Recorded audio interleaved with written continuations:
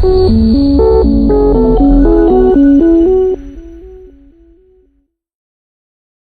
Friends, अस्सलाम वालेकुम and welcome to the knowledge lecture. Friends, आपने थंबनेल देख लिया होगा। जैसा कि आपको पता है कि इस वक्त पर्शियन गल्फ में एक टसल चल रही है यूएसए वर्सेस ईरान के दरमियान।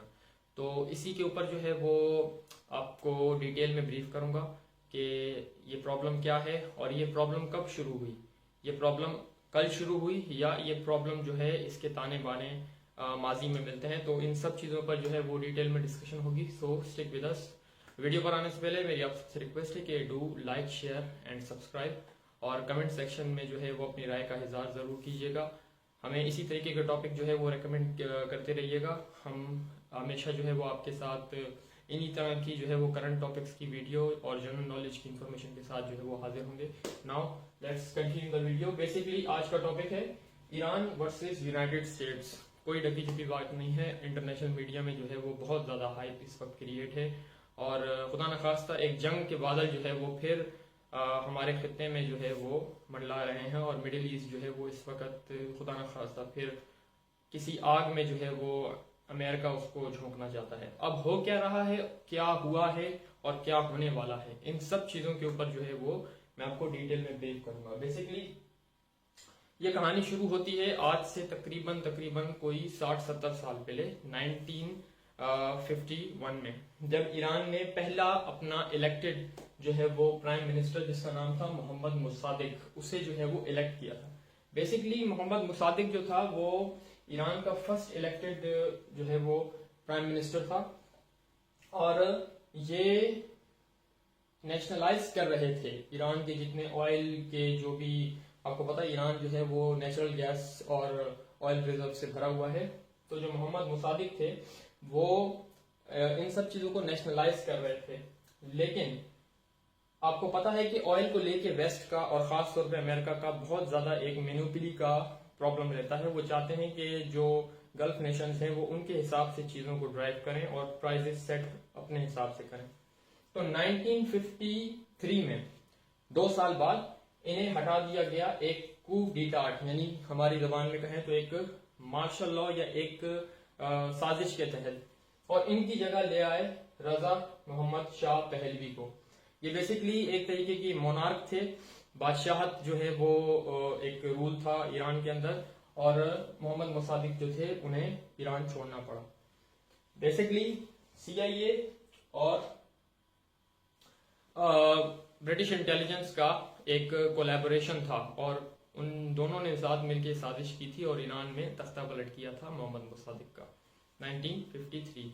अब ये देखें, ये एक हिस्टोरिकल फोटो है जिसमें आप देख सकते हैं जॉन F कैनेडी और रजा मोहम्मद शाह पहलवी ये बैठे हुए हैं व्हाइट हाउस के अंदर।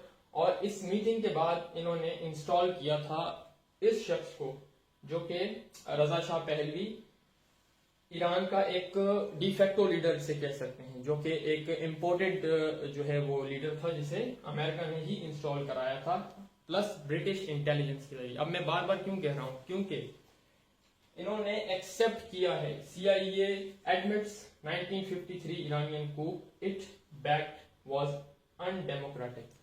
अब CIA इसमें खुद जो है वो अप्रूव कर रही है कि हमने ब्रिटिश इंटेलिजेंस के साथ मिलकर ईरान के जो फर्स्ट इलेक्टेड प्राइम मिनिस्टर थे मोहम्मद मुसादिक, उनका तख्ता पलट किया था। उसके बाद क्या होता है ये बेसिकली ये निशान जो है वो आज तो कोई से ज्यादा जानता नहीं है, लेकिन 70s के एरा में फॉर द ईरानियन पीपल ये एक तबाही और एक खौफ की निशानी थी। ये बेसिकली है क्या, सवाक अगर कह लें तो आज जो काम मोसाद और जो काम दुनिया की ऐसी इंटेलिजेंस एजेंसियां जिनका काम लोगों को टारगेटेड किलिंग करना है, मारना है, और मोसाद इजराइल की इसमें फेमस है, बेसिकली ये वही काम किया करती थी। इनका काम यही था कि जो मुखालिफ हैं शाह के, जो शाह से अगेंस्ट हैं, उनको उठा के उन्हें टॉर्चर करना, उन्हें मारना, उन्हें जो है वो जिसे कहते हैं एक्स्ट्रा जुडिशियल किलिंग वगैरह उनकी करना। और बहुत से ऐसे वाकयात थे जिनमें लोगों को उठाया गया। बहुत से ऐसे लोग थे जो आज तक जो है वो नहीं मिले हैं, अनकवर जिसे हम कह सकते हैं कि वो उनकी शिनाख्त है, किसी को नहीं पता। शाह के खिलाफ प्रोटेस्ट स्टार्ट हो जाते हैं क्योंकि शाह जो था ये अमेरिका नवाज था, बड़ी मशहूर थी इसकी पार्टीज, और कहा जाता है कि काफी पैसा जो है वो इन्वेस्ट करता था अपनी पीआर और अपना जो वेस्ट के लिए जो उसका मोहब्बत है उसको बढ़ाने के लिए। बेसिकली ईरान में प्रोटेस्ट स्टार्ट हो जाते हैं। 1979 रेवोल्यूशन, ये वो टर्निंग पॉइंट है जब ईरान के लोग फैसला करते हैं कि अब इस वेस्टर्न बैक्ड पपेट को हम नहीं रहने देंगे अपने मुल्क में, क्योंकि इसकी पॉलिसीज अगेंस्ट हैं हमारी जो है वो कल्चरल वैल्यूज के, और हमारे किसी भी काम में जो है इसका इंटरेस्ट नहीं है। इसका इंटरेस्ट सिर्फ और सिर्फ अपने आप को जो है पावर में रखना है। फिर आती है यहां पर इस्लामिक गवर्नमेंट। अब ये ईरान का जो पॉलिटिकल स्ट्रक्चर है ये 1979 से लेके आज तक ये पॉलिटिकल स्ट्रक्चर जो है वो कायम है। अब ईरान का जो पॉलिटिकल स्ट्रक्चर है वो हमारे पाकिस्तान के या फिर इंडिया के या फिर बाकी जो ममालिक हैं इनके पॉलिटिकल स्ट्रक्चर से थोड़ा मुख्तलिफ है, इस सेंस में कि ईरान में प्रेसिडेंट को चुना जाता है, वोटिंग होती है, वो अपनी कैबिनेट बनाता है, 22 मेंबर्स होते हैं जिसे हम मिनिस्टर्स कहते हैं, और पार्लियामेंट में भी उनके मेंबर्स जो है वो वोटर्स चुनते हैं, 290 होते हैं। बट इससे कोई प्रॉब्लम नहीं है अमेरिका को, हर मुल्क में होता है। प्रॉब्लम आती है यहां पर, क्योंकि इन सारे सिस्टम्स को गाइड यहां से किया जाता है सुप्रीम लीडर। पहले जो सुप्रीम लीडर थे उनका नाम आयतुल्लाह खुमैनी था, और अब जो है उनका नाम है आयतुल्लाह अली खामनाई। ये 1979 से सुप्रीम लीडर हैं, और सुप्रीम लीडर का बेसिकली ईरान में वही काम है जो काम कुछ ममालिक में प्रेसिडेंट्स का होता है और प्राइम मिनिस्टर का होता है। Basically they are head of the state and also head of the government.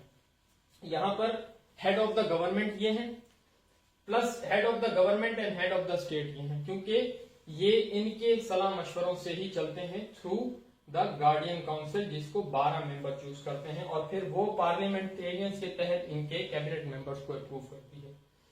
अब इन्हें भी इलेक्ट किया जाता है, ऐसे नहीं है कि ये जाति पुष्टि बैठ गए, इनका कोई ताल्लुक नहीं है आयतुल्लाह अली खुमैनी से, ये उनके स्टूडेंट थे।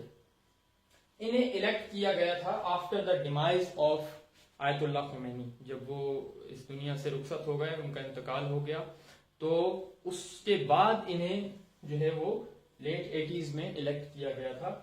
और इन्हें इलेक्ट करने की जो जिसे कहते हैं जो बॉडी है, जैसे हमारे यहाँ मजलिस शूरा पार्लियामेंट होती है, इन्हें इलेक्ट करने की बॉडी को कहा जाता है असेंबली ऑफ एक्सपर्ट्स। इसमें 86 मेंबर होते हैं जो कि अप्रूव होते हैं उन वोटर्स से जो रिलीजियस बिलीव्स रखते हैं बेसिकली, और फिर वो इन्हें इलेक्ट करते हैं, और फिर ये इन सारे प्रोसेस को ड्राइव करते हैं बेसिकली। लेकिन प्रॉब्लम ये भी नहीं है, प्रॉब्लम आती है यहां से। असल प्रॉब्लम ये है जो अमेरिका और वेस्ट को जो इस वक्त जो प्रॉब्लम लग रही है। देखें, सियासी ढांचा किसी भी मुल्क का हो उसे मैनिपुलेट किया जा सकता है, हर तरीका आजमा के सैंक्शंस लगा के, ईरान पे भी सैंक्शंस हैं, मोर देन 100 से ज्यादा सैंक्शंस ईरान पर हैं, लेकिन यहां बात नहीं बनती। मसला यहां खड़ा होता है, ये है Iranian arm forces chain of command, और ये है IRGC, Islamic revolutionary guards corps. Basically these are the factor जो कि ड्राइव कर रहे हैं पूरे ईरान के पॉलिटिकल स्ट्रक्चर, प्लस उनका मिलिट्री एस्टेब्लिशमेंट भी कह सकते हैं, और ये सब इस शख्स के हाथ में। ये सारा प्रोसेस जो है वो प्रेसिडेंट ऑफ ईरान के हाथ में नहीं है, ये सारा प्रोसेस इनके हाथ में है। अब इनकी चेन ऑफ कमांड के अंदर क्या होता है, सुप्रीम नेशनल सिक्योरिटी काउंसिल, जो कि स्ट्रेटेजिक लेवल्स पे जो है वो चीजों को देखती है, स्ट्रेटेजी बनाती है। उसके बाद आती है ये नेशनल इंटेलिजेंस कोऑर्डिनेशन काउंसिल, जिनके सैयद इस्माइल खतीब, जिनके नेशनल इंटेलिजेंस हमारी यहाँ जिस तरीके से सीक्रेट सर्विसेज होती हैं, ISI हो गई, IP हो गई, इस तरीके से, तो ईरान में जो है उनकी जो नेशनल कोऑर्डिनेशन काउंसिल है वो इन सारी जो खुफिया मालूमात है उनका हिसाब किताब रखती है। Then comes the IRGC, Iranian revolutionary guards corps के हेड। अच्छा, ईरान में जो आर्मी है वो कोई एक नहीं है, वो दो बटी हुई है बेसिकली। एक तो IRGC है, इस्लामिक रेवोल्यूशनरी गार्ड्स कॉर्प, दूसरी है ईरान के जो ग्राउंड फोर्सेस हैं। ग्राउंड फोर्सेस का काम है टैंक्स वगैरह, रेगुलर इन्फेंट्री, स्पेशल फोर्सेस, ये सब ग्राउंड फोर्सेस में आते हैं। लेकिन ये जो है इसे काउंटर कू कहा जाता है। कि अगर इनमें से कोई भी तय करता है कि हम इनके खिलाफ मार्शल लॉ लगा दें, इनके खिलाफ हम कोई बगावत कर दें, एक शब खून मार दें, तो ये जो फोर्स है जो कि इनके हाथ में, तो ये इसको काउंटर कर सकती है। इसीलिए अमेरिका और वेस्ट की नींदें हराम है कि इस सिस्टम को क्रैक नहीं किया जा सकता। इतना कॉम्प्लिकेटेड सिस्टम है कि इसको क्रैक नहीं किया जा सकता। अब वापसी आते हैं उसी पॉइंट पे। ये तो रही ग्राउंड फोर्सेस की बात। इससे बड़ा मसला है एक कि ईरान के पास सबसे बड़ा आर्सेनल है मिसाइल्स का, जिसमें बैलिस्टिक मिसाइल्स भी हैं, जिसमें इंटरकॉन्टिनेंटल मिसाइल भी हैं जो कॉन्टिनेंट बर्रे आजमों से बर्रे आजम जाते हैं, और छोटी रेंज के मिसाइल भी हैं। इनमें शहाब सीरीज के, फतेह सीरीज के राद, एंड देन कुद्स सीरीज के जुल्फिकार, करते करते करते ये सिजील तक आते हैं, और फिर आगे अब तो इंटरकॉन्टिनेंटल बैलिस्टिक मिसाइल्स की बात हो रही है।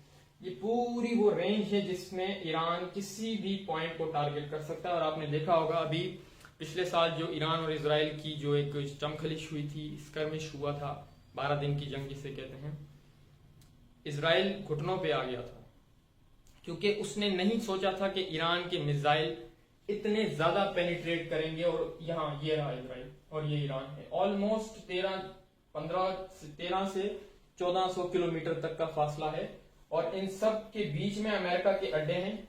अमेरिका की नेवल फोर्सेस यहाँ मेडिटेरियन सी में खड़ी हुई हैं, ये सब इसको रोकती हैं और फिर जाके इजराइल तक ये मिसाइल पहुंचते हैं और डिस्ट्रक्शन करते हैं। ये चीज है जो खाए जा रही। अब हो क्या रहा है, अब आते हैं करंट सिनेरियोस पे कि हो क्या रहा है। यूएसएस अब्राहम लिंकन ये एयरक्राफ्ट कैरियर है और अमेरिका का सबसे बड़ा aircraft carrier. Basically aircraft carrier होता है जिसके ऊपर मिसाइल्स भी होते हैं, प्लस एयरक्राफ्ट, फाइटर एयरक्राफ्ट, एवैक्स और बाकी जितने जो नेवल और जंगी फिजाई जंग के लिए जो टूल्स यूज किए जाते हैं वो सब इसके ऊपर जो है वो अवेलेबल होते हैं।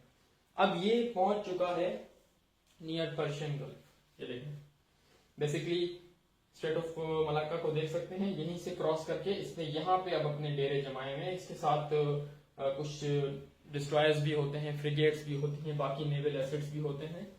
तो ये अब अब्राहम लिंकन जो है वो अपने डेरे यहाँ ईरान के पास जमा चुका है।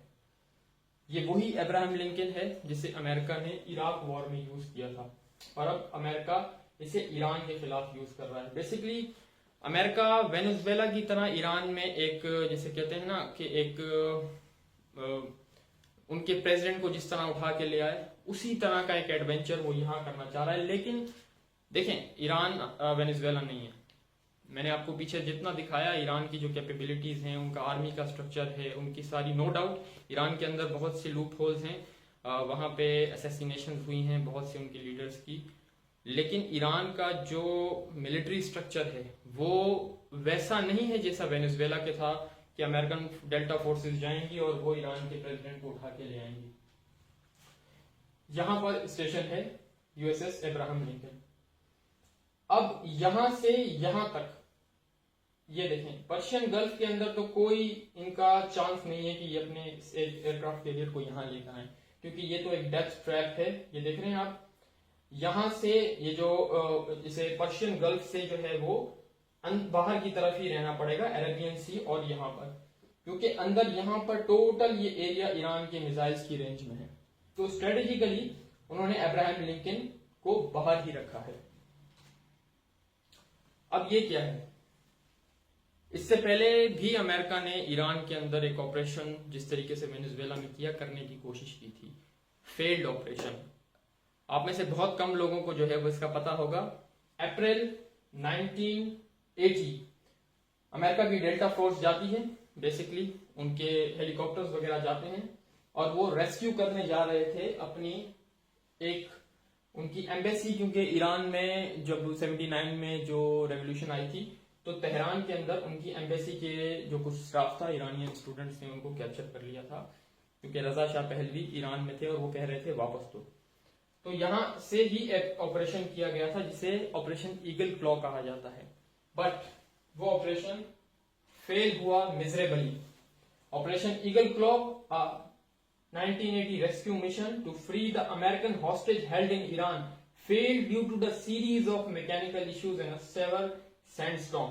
The operation was absurd because reaching the embassy and during the withdrawal a helicopter collided with a transport plane killing 8 American servicemen. 8 American servicemen.